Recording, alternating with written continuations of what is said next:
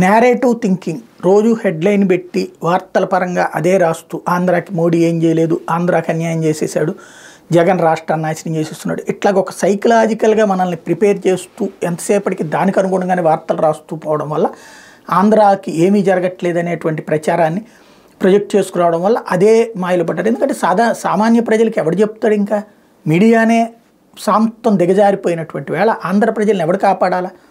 కాస్తో కూస్తో నా వంతు ప్రయత్నం ఒక చిన్నది మాత్రమే, ఉడతా భక్తి అనుకోవాలి, ఆ మాత్రం ప్రయత్నమే చేస్తుంది వాస్తవాలు బయట చెప్పడానికి.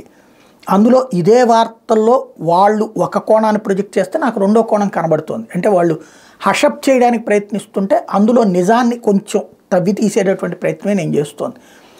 ఆంధ్రప్రదేశ్కి సంబంధించి 12కు పైగా సంస్థలు రావటం ఇవన్నీ నేను ఎన్నోసార్లు చెప్పాను. ఇప్పుడు ఇవే కాకుండా రోడ్లు, జాతీయ రహదారులు బోల్డ్ అని వేస్తున్నారు.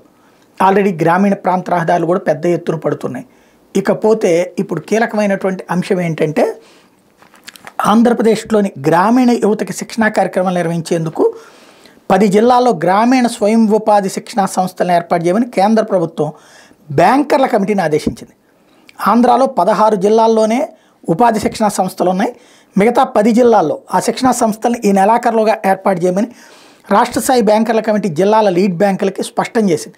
స్వయం ఉపాధి శిక్షణా సంస్థలకు సొంత భవనాల కోసం కనీసం ఎకరం స్థలం అవసరమని, ఈ స్థలాన్ని రాష్ట్ర ప్రభుత్వం సమకూరుస్తుందని, నైపుణ్య శిక్షణ కోసం గ్రామీణ యువతను సమీకరించేందుకు అవసరమైన పోస్టర్లు, ప్రకటనలు జారీ, టీవీల్లో ప్రచారం నిర్వహించమని కమిటీ సూచించింది. వివిధ కేంద్ర రాష్ట్ర ప్రభుత్వాల పథకాల కింద రుణాలు పొంది స్వయం ఉపాధి చేసుకునే గ్రామీణ యువతకు ఆయా రంగాల్లో నైపుణ్యాలు పెంచేందుకు ఈ శిక్షణ సంస్థలు ఎంతో దోహదపడబోతున్నాయని కమిటీ చెప్పుకొచ్చింది.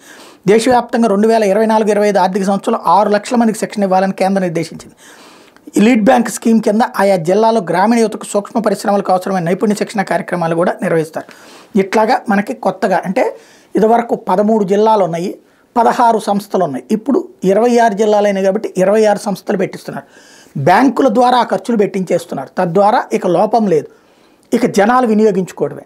యువతకి ఉపాధి అవకాశాలు కల్పించడానికి శిక్షణ ఇవ్వడంతో పాటుగా దానికి తగిన బ్యాంకులతో లింకప్ చేయడం. ఇందులో 100కి 10% మందే బాగుపడతారు. కానీ ఆ 10% మందికి ఒక హోప్, స్కోప్ ఇచ్చేటటువంటిది ఇది మోడీ సర్కార్ చేసినటువంటిది. దీన్ని దాచేసుకునేటటువంటి వ్యవహారాలు నడుస్తుంటాయి.